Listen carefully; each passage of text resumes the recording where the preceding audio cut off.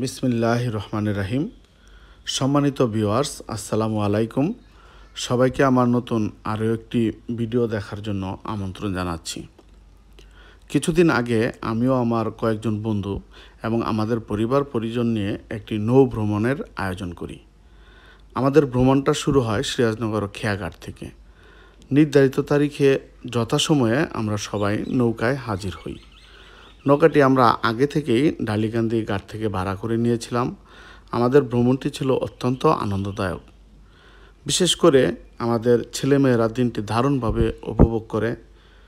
ভ্রমণটির যে সকল বন্ধুরা আয়োজন করেছি তারা হলেন বন্ধু বিল্লাল, লিয়াকত, লিটন ও নাসির এমিল। সুদূর কানাডায় থাকার কারণে আমাদের সাথে যুক্ত হতে পারেনি আমাদের প্রিয় বন্ধু জহির। আমরা সবাই বন্ধু জহিরকে ভীষণভাবে মিস করেছি। জহির উপস্থিত না থাকতে পারলেও তার স্ত্রী ও কন্যা আমাদের সাথে ভ্রমণে গিয়েছিল।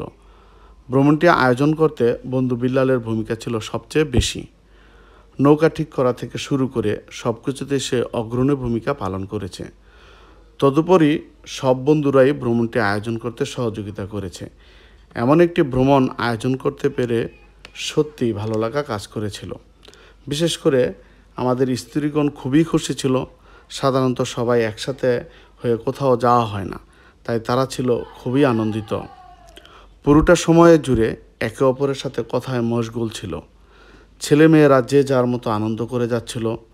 খাবার আয়োজনের মধ্যে ছিল প্রথমেই সিজনাল ফল আম, তারপর ছিল মোরগ পোলাও, সেই সাথে মজো এবং সবশেষে ছিল দই।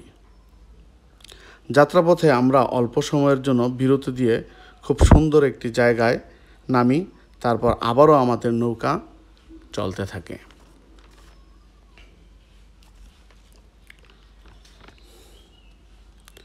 এখানে আমার বন্ধু বিল্লাল এবং তার স্ত্রী বসে আছে এবং আমাদের ছেলেমেয়েরা এবং কয়েকজন অতিথি যারা আমাদের সাথে গিয়েছিলেন নৌকাতে সবাই বসে আছে, আমার মেয়ে এবং আমার স্ত্রী। বর্ষাকাল হওয়াতে নদী পানিতে ভরপুর ছিল এবং দুপাশের দৃশ্য ছিল খুবই চমৎকার। এমন একটি ভ্রমণে যে কারো দীর্ঘদিনের কাজের ক্লান্তি দূর হয়ে যাবে নিমিষেই। তাই সময় করে আমাদের সবারই উচিত পরিবার নিয়ে মাঝে মধ্যে এমন করে ছোটোখাটো ট্যুর আয়োজন করা।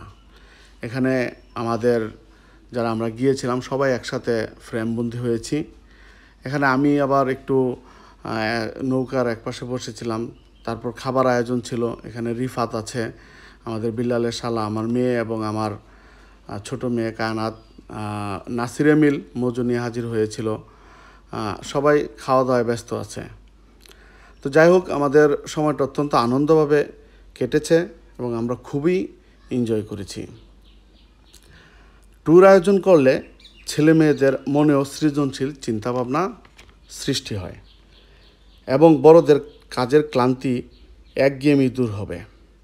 আশা করি পরবর্তীতে আবারও অন্য কোনো দিন আরও একটি পারিবারিক ভ্রমণ ভিডিও নিয়ে আপনাদের মাঝে হাজির হব।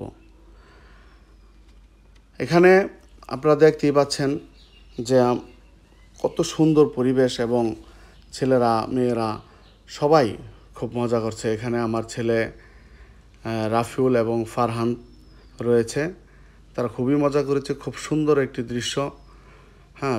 নদীতে প্রচুর বাতাস ছিল এবং ওয়েদারটা ছিল উপযোগী। কখনো মেঘ, কখনো সূর্যের তীব্রতা দেখা যাচ্ছিল। এখানে আমরা যারা পরবর্তীতে আমরা খেয়েছি, আমার বন্ধুরা মিলে সবাই একসাথে খেয়েছি এবং আমাদের স্ত্রীগণ পরিবেশন করতে সহায়তা করেছেন।